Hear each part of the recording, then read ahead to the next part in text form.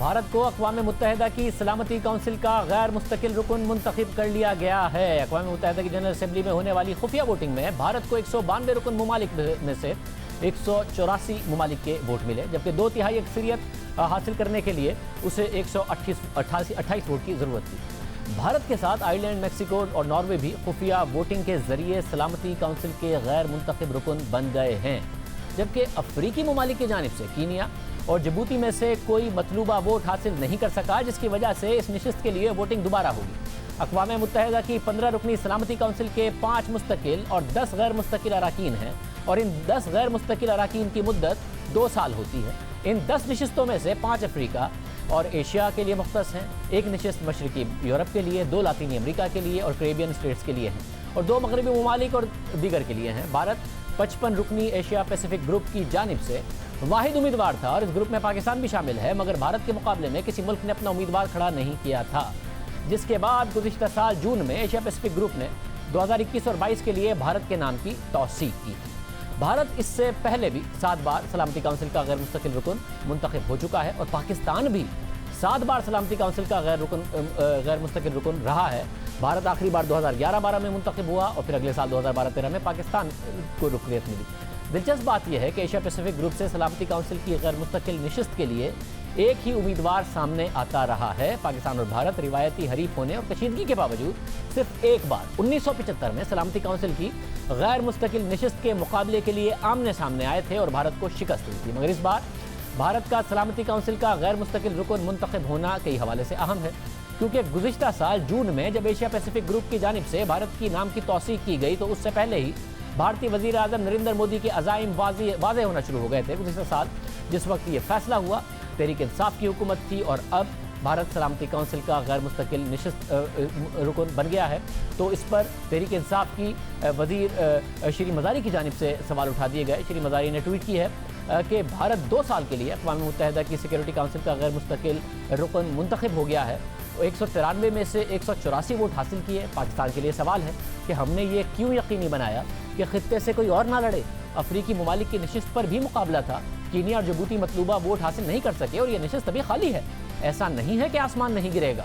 एक ऐसे वक्त में जब भारत ने गैर कानूनी तौर पर मकबूजा कश्मीर पर कब्जा जमाया है और रोज़ाना की बुनियाद पर पाकिस्तान पर हमले कर रहा है, चीन और नेपाल के साथ भी तनाज़ा है, भारत को बिला मुकाबला छोड़ देना उसे कानूनी जवाब देता है। एक और ट्वीट में उन्होंने दावा किया कि वो लोग जो ये समझ रहे हैं कि भारत के उम्मीदवार के तौर पर मंजूरी तहरीक इंसाफ की हुकूमत के दौर में दी गई थी, तो उनकी इतला के लिए ये काम 2013 में हुआ था, और मुझे याद है कि उस वक्त भी मैंने इस पर तनकीद की थी।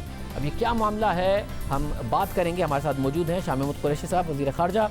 शाह साहब बहुत शुक्रिया। शाह साहब, ज़ाहिर है खुद श्री मज़ारी साहिबा सवाल उठा रही हैं कि जिस तरह अफ्रीका में 2 उम्मीदवार थे, पाकिस्तान भी कुछ कर सकता था, जिस किस्म के हालात हैं हिस्टोरिकली, हालांकि ऐसा नहीं होता रहा 1975 के अलावा, क्या वजह है? क्योंकि उनका ख्याल है कि इससे एक लेजिटिमेसी मिलती है जो भारत के इक़दामात हैं उनको। पहली बात तो ये है कि इंडोर्समेंट में और इलेक्शन में फ़र्क होता है। इलेक्शन में हमने न माजी में भारत का साथ दिया न अब दिया, हमने भारत के खिलाफ वोट किया, जानते हुए कि वो हो जाएंगे, क्योंकि कोई रुकावट नहीं है। हमने असूली मौक़िफ़ अपनाते हुए भारत की मुखालफत की, क्योंकि 5 अगस्त के बाद जो उन्होंने गैर कानूनी इक़दामात उठाए, जिस तरह उन्होंने सलामती काउंसिल की करारदादों की धज्जियाँ उड़ाई, जिस तरह वो इंसानी हकूक़ को पामाल कर रहे थे, कोई जवाब नहीं रहता था कि हम इस पर खामोश रहते या एब्सटेन करते। हमने मुखालफत की, नंबर 1। नंबर 2 बात ये है कि जब ये फैसला हुआ तो देखने की बात है, ये भारत ने अपना इरादा का इजहार कब किया, और ये 2013 की बात है। पीटीआई के गवर्नमेंट से पहले का ये अपना फैसला कर चुके थे, और उस वक़्त ये किसी ने उसके रास्ते में रुकावट नहीं डाली। और फिर ये है कि जब एक कैंडिडेट हो और एक सीट हो, तो वो बेसूद होता। एक ही तरीका था कि पाकिस्तान खुद अपना कैंडिडेचर डिक्लेयर करता और अनप्लान्ड तरीके से इसमें कूद पड़ता, जिससे हमें कुछ हासिल नहीं होना था। पाकिस्तान ने अपनी हिकमत अमली के मुताबिक प्लान किया हुआ है। सन 2025-26 के हम उम्मीदवार हैं।